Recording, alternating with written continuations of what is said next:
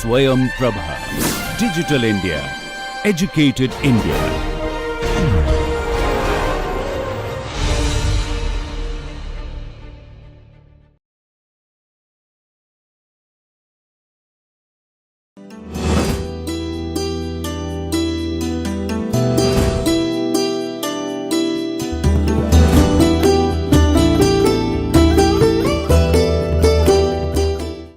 Welcome viewers, welcome back to this course on ESD, ESD for Sustainable Health Care.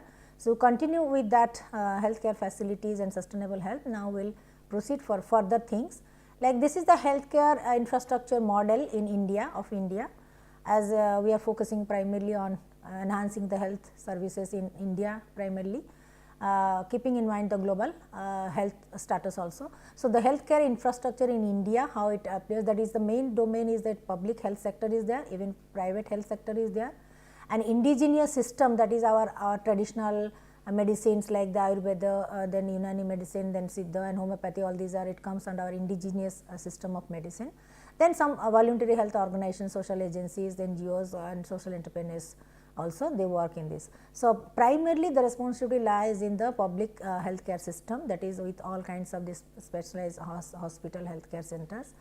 Then here you can say health, then these are some of the training center, education and training center for the health service and thing employees, for the employers infrastructure, then the central government, all kinds of the schemes and the ministry etc., and other agencies which are allied with the health sector, then defense services and the railways etc., etc. So, railway hospital, defense hospitals, these are there. So, parallel, that means parallel health agencies running simultaneously in other domains. Then private health sector is primarily, it is a kind of private hospitals, specialized nursing homes, hospitals etc., private, private, but these are also working in along with, in cooperation with the public sector health services. Then also we take the help of, we can say on our individual capacity or being the member of different societies, take the help of these kind of benefits, the Ayurvedic medicines, then homeopathy medicine etc., and the other voluntary organizations which are also not exactly on the treatment, but also they are also working on this diagnosis, a kind of referral services and the consultancy services. So, this is the framework of healthcare structure in India. However, there are some problems of the, what are the key problems, the crucial problems of healthcare infrastructure in India, that is first thing is the shortage of staff and equipment. So, in most of the public health hospitals, public health organizations or the primary health care centers, lack of modern or latest equipments, lot of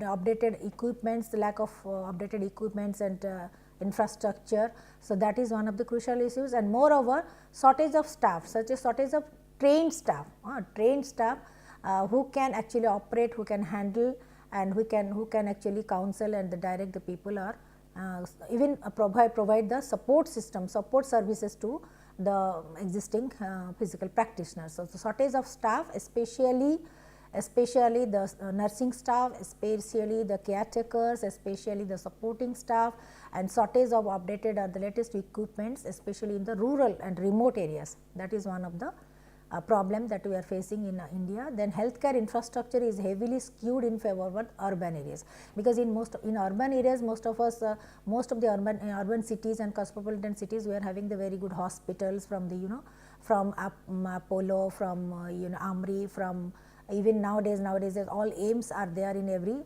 state capital, almost every states. So, all these good hospitals and with good infrastructure and health services are primarily situated in the city areas, urban areas. So, that is the disadvantage, because the remote people, they cannot, rural people, they cannot have direct access to this kind of quality service. So, they have to come down to this kind city hospitals and city areas, urban areas for any kind of treatment. So, then again interstate and intrastate variations, again within every state, like again moreover this all the public as well as the private hospitals are functioning in the urban cities. So, within the state, some of their some of the state policies, state health department initiative schemes, etc. So, these there are different variations in interstate between two states, maybe that something is very good in Maharashtra or Gujarat, maybe in comparison to that the other things are not so good in other states, like maybe in MP or some MP or northeast, etc. So, interstate variations are there, and intrastate within the state also variations are there. Intrastate support within Odisha, within West Bengal, like some zone wise, maybe that central zone is very much facilities are available, like the state capitals are very much enriched with this kind of facilities, whereas the remote areas within the state are not deficient in some of the infrastructure and facilities, etc. So, now that is why all these, now that is government has adopted a scheme, a rule for deputing the doctors, the freshers, the fresh MBBS doctors, to depute them to the initially to the rural sector, to the rural people, to the remote posting first. So, they want to settle down, they will be, it is a mandatory kind of thing that they will be shifted, they will be transferred to initial first posting will be definitely for 2 or 3 years in the remote area, primary health care centers in the rural and disadvantaged community. Thereafter, then you can move on to the semi-urban or the urban cities. So, no proper regulatory mechanism and monitoring, especially for main hospitals or the urban hospitals. So, with the digital platform and facilities, monitoring and evaluation mechanism there, feedback is there, appraisal form is there. It is functioning a little bit better in comparison to remote areas. So, remote areas are practically there is no monitoring, no evaluation, no appraisal mechanism, etc. Whereas in the urban areas, these things are better, but we cannot say that it is the best, because one or other way some or other good hospital also, they are also lacking in some or other way.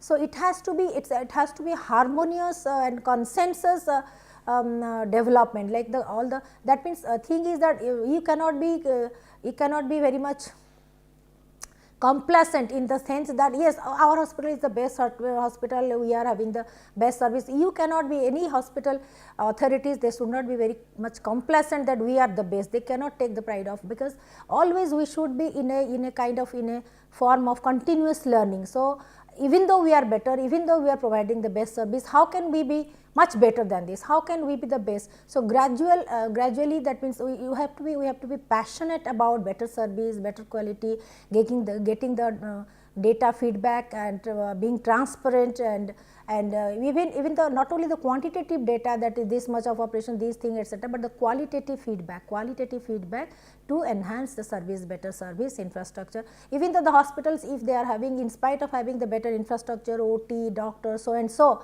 but the communication, but the caregiving service, the communication, the liaisoning thing, the logistic thing, and this patient care, especially the patient care and care for the, and being empathetic and proper communication to the patient's caretakers, these things are also very, very crucial. These are it appears to be very minor things, but these things actually because it is a service related industry, service related organization sector.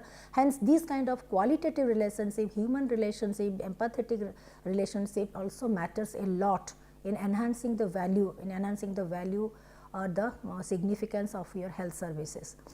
So, these have to be introduced, the regulatory mechanism, monitoring and regulatory mechanism, and appraisal and quick feedback and appraisal, time to time feedback, these are things are very important.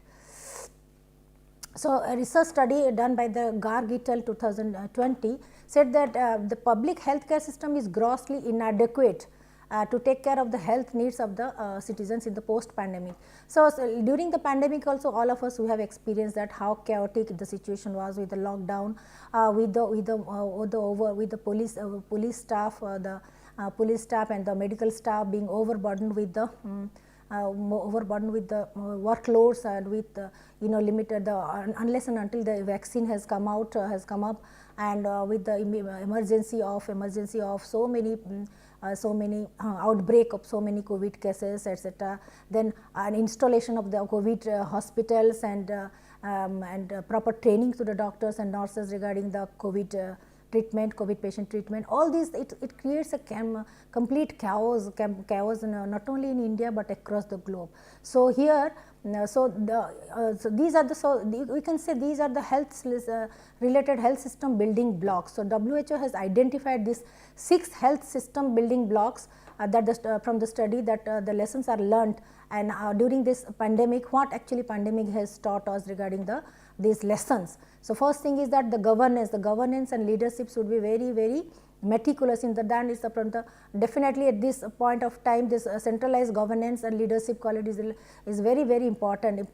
The leaders should be extra cautious, extra caring, extra strategist, extra proactive in their thinking, their strategic thinking and implications and reflective ideas. So then that is one thing, that leadership and governance is most important. Second is a health information system, that is all our digital helplines, that is second most, that is data entry, data dissemination, then updating the system, all kinds of health information. So that health information system, that is the digital platform, should be very robust in that sense. That has to be, that is another important factor. Then service delivery, quick service delivery, because even though we are using it in the digital platform with the latest technology and so, but ultimately human resource also matters a lot, because the mediators, the mediating mechanism is being done by the human resource. So service delivery, machines can be updated, machines can be operated through robots and AI related machines, etc. But however, the services can be also provided with the better human services with human empathy, value and the concern. Then finance is definitely economy is a financing, and the cost is a very huge factor. And with this pandemic, the lockdown, the governments, governments funds and the fund for the all as per establishing all this COVID hospital, updating the facilities, etc. It remains challenge. It has remained a very challenging task for the government especially. Then the health workforce, and instantly, abruptly and on emergent basis, how to create a large health workforce with the shortest period, within the shortest or minimum time limit, with the proper training of the health workforce. That is also another primary challenge. That means this is the time that we actually realize that how backdated we are in creating the health workforce and trained workforce, not only skilled and trained workforce. And then again access to the essential medicines, again essential medicine in terms of again another chaos is also that the same medicine can be that means can be found or are being sold out from the different banners, different brands with different prices. So again to identify the different differences, difficulties, and how to curb the prices of the medicines, like same medicine are being sold in the different prices on different companies' brand names. So how a common man can have the easy access, affordable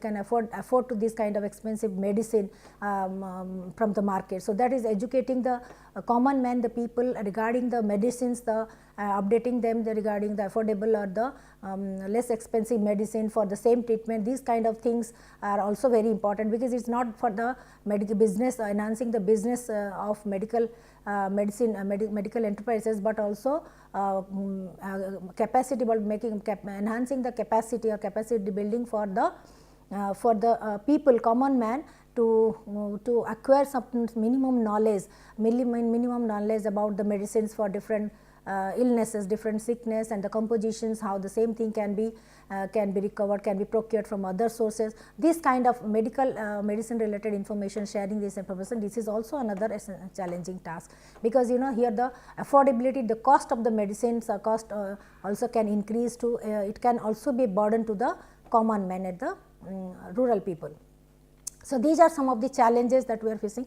So this corona pandemic actually has truly taught us so many lessons, and which also helped us in rectifying our health system, in enhancing the effectiveness of our system. But still we are learning.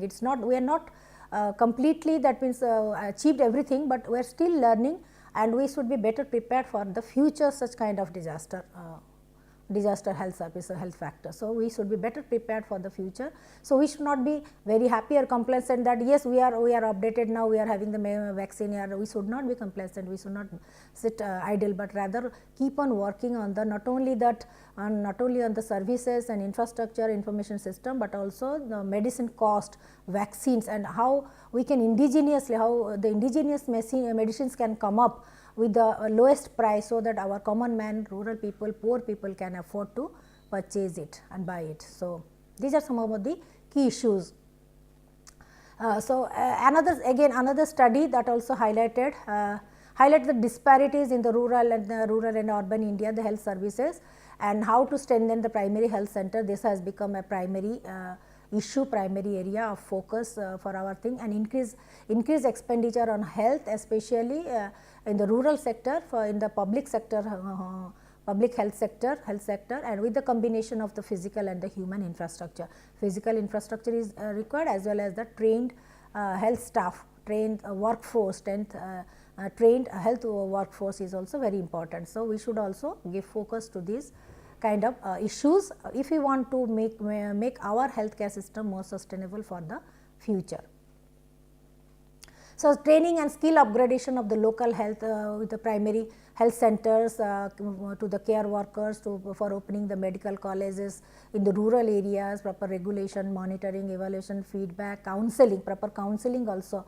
With every hospital there should be proper counseling center that is for to take care of their mental health issues. So, similarly, another stringent law and punishment for any such kind of unethical health practices or unethical healthcare services.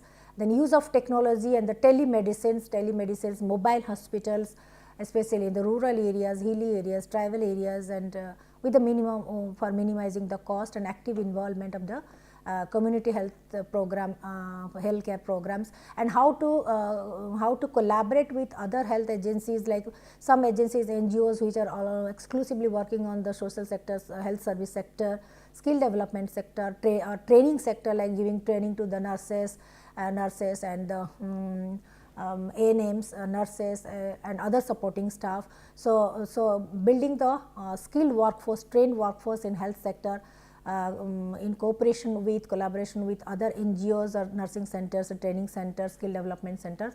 This is also a very important task or issue, a challenge for us so that we can build up a very robust healthcare system.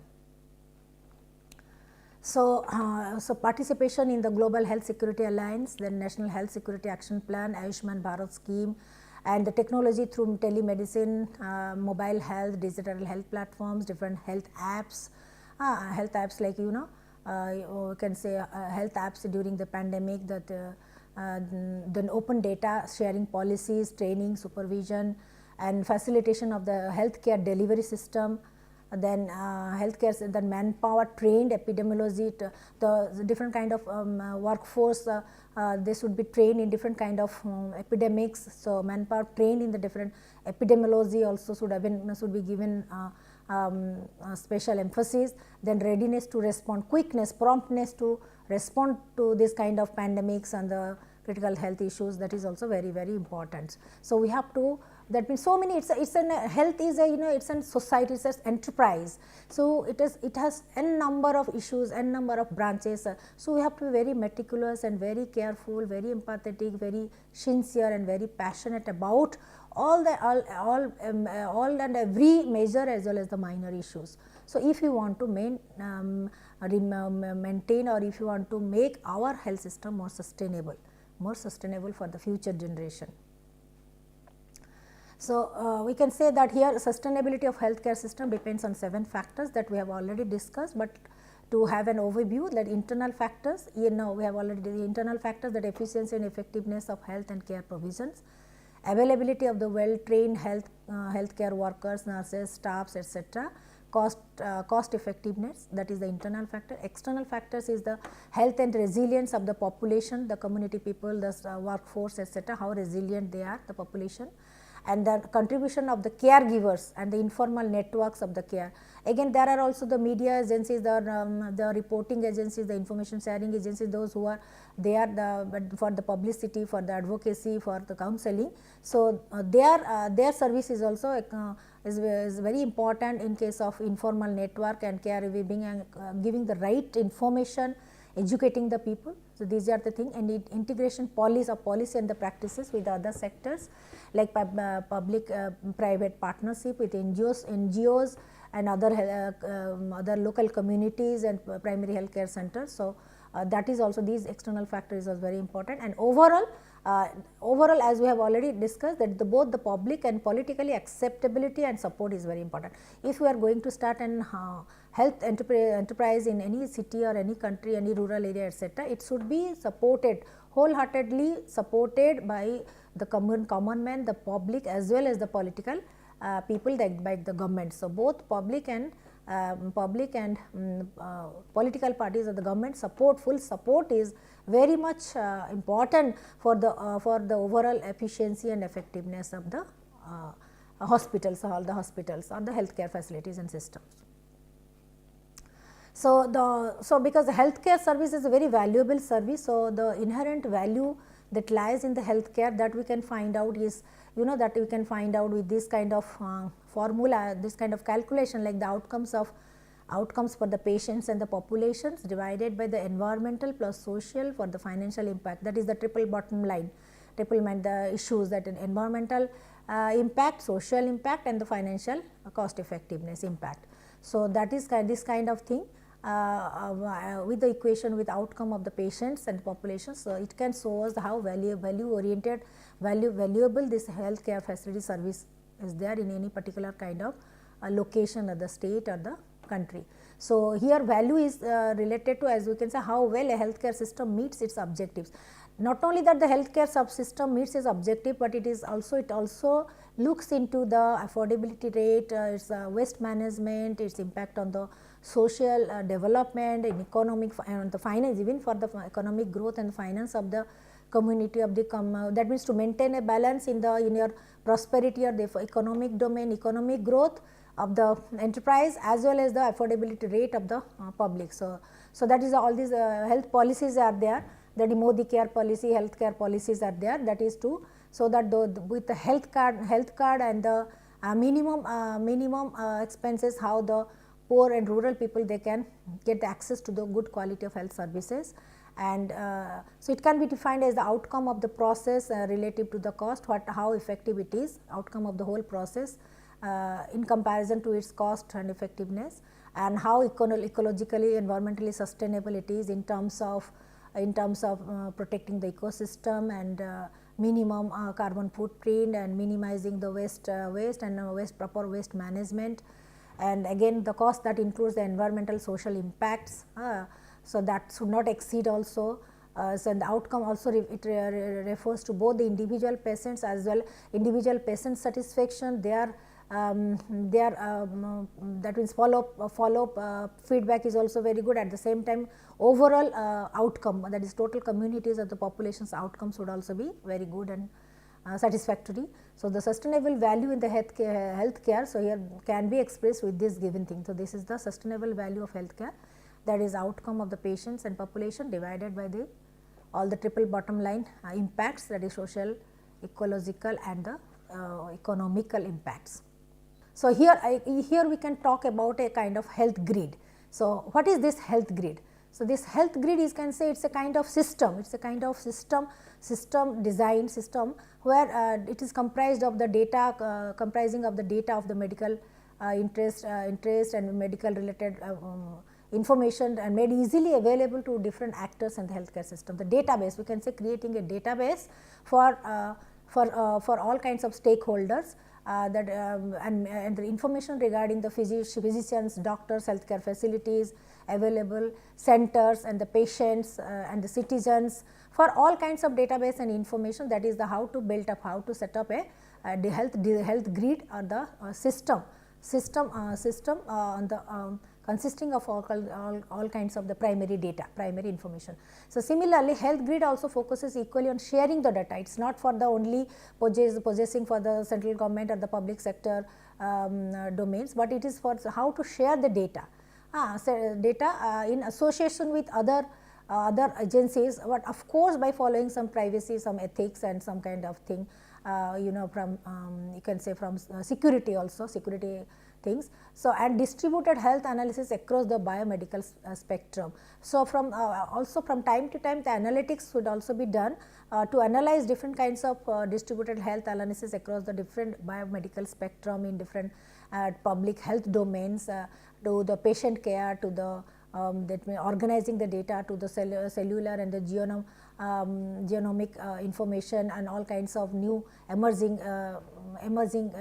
diseases like pandemics, like now this COVID-19, it has created enough database, enough information system for the better preparedness of the future. So, this kind of emerging challenges also, that should be also taken into account. So, this how to maintain this all kinds of data, share the information, disseminate the information, doing the analytics for better preparedness, for forecasting, for predictions, for better preparedness. These are the issues. So, that is the advantage of the developing a health grid. So, for individualized healthcare system, these health grids actually they envisage to facilitate access to biomedical information and ultimate knowledge. Now, suppose any patient he has some problems, health issues related to blood pressure or heart disease or diabetes or whatever, he can search in this grid, health grid in the system, that which hospital has the best medical service treatment for this, who is the best doctor, and what in which hospital what extra facility is there, which is affordable, which cost, everything, every data, single information they can get from this system, that health grid system.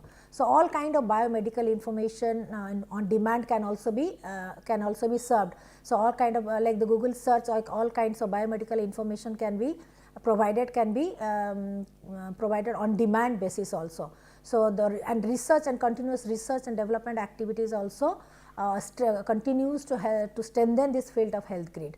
So, this is the new pattern, a new pattern updated system, that means developing the whole health system in a very robust way, that is developing a sustainable and robust health system through establishing a health grid, that is for the harmonious development of all the healthcare services and system, as well as the dissemination of biomedical information, services, everything.